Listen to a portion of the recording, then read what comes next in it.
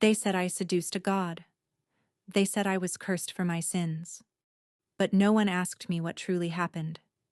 No one asked me if I wanted his touch or her curse. I was only a girl, and this is the truth they never let me tell. Before the curse, I was not feared. I was loved, admired. They said my hair shone like obsidian waves, my smile lit brighter than dawn.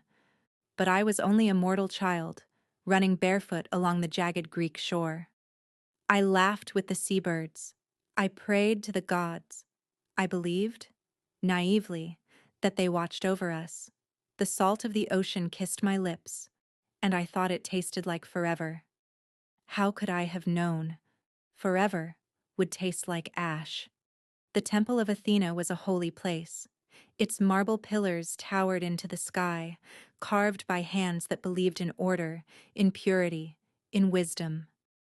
I tended its floors with reverence, sweeping shadows from sacred stone, lighting the oil lamps at dusk. Each flame was a prayer, each step an offering. I whispered my secrets to the goddess, that I feared the storms, that I longed for love, that I dreamed of freedom. I thought my voice was heard. I thought my faith protected me. But faith does not shield mortals when gods make war with one another. That night the sea invaded the temple. First came the mist, rolling in heavy, swallowing the lamps. Then came the smell of salt, sharp as blood. And then, Poseidon. His presence filled the air like thunder before lightning, tall, commanding, eyes glowing blue-green like waves in stormlight. He was a god, and I was a girl trapped in his gaze. He did not ask, he did not beg, he took.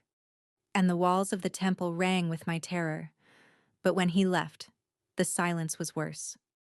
Because I knew Athena had seen. I crawled to the altar, torn, trembling, begging, "Protect me. Save me." But Athena's gaze was steel. Her silver armor glowed with fury, her spear lifted as if I were a thief caught desecrating her sanctuary. Her voice rang like iron. "You have stained my temple." I cried out, "It was not me, he—" But gods do not listen to mortals. Athena's wrath burned brighter than mercy. She raised her hand, and the curse fell like a blade. It began with fire beneath my scalp, 1,000 needles piercing my skin as my hair writhed, twisted, split. And then, the hiss. Snakes. Dozens of them, their bodies wriggling, alive, coiling where once soft strands of hair had been. Their fangs glistened in torchlight, their tongues flicked at my tears. I screamed, but my own voice felt foreign. I stumbled toward the temple pool, desperate to see, desperate to know. And the reflection nearly destroyed me. Gone was the girl of the shore. In her place, pale skin, glowing eyes, hair that hissed. A monster. And Athena's voice whispered only, "So shall men see you forever." They drove me out. No priest would shelter me, no friend would touch me. Even my own family turned their faces away. So I wandered to the cliffs, where the sea broke itself against stone. There, I built a home in shadows. There, I became what they feared. At dusk, the sky bled red and purple like a wound stretched across the horizon. The snakes wailed with me, twisting in grief. And I thought, perhaps it is better this way. Perhaps the world is safer, if it forgets me. But forgetting is impossible. One night, I knelt by still water, trembling, and I saw her. The girl I once was, staring back. Her lips quivered, her cheeks were wet, her eyes glowing, poisoned. I touched the surface and ripples tore her apart. I whispered to her, "I am still you. Don't leave me. Don't forget who we were." But the snakes hissed, and the reflection did not answer. It wasn't long before they came.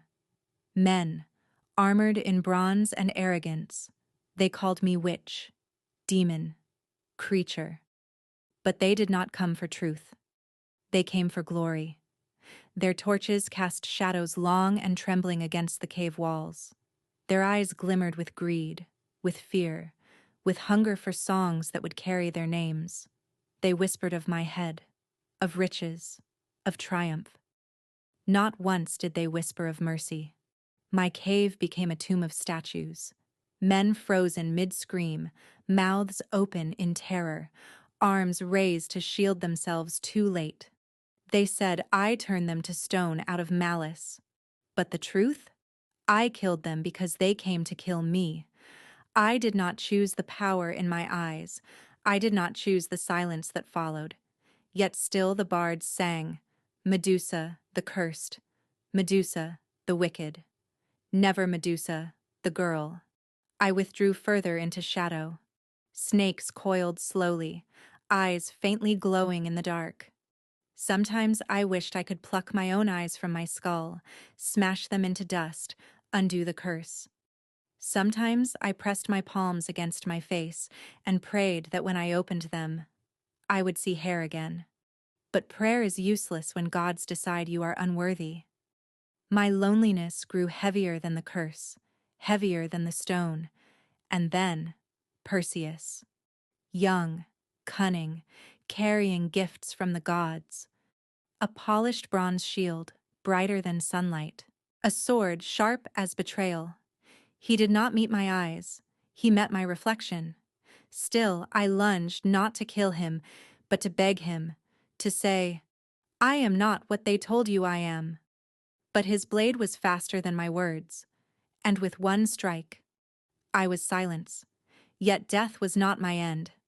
My spirit walked once more to the shore. The snakes were gone.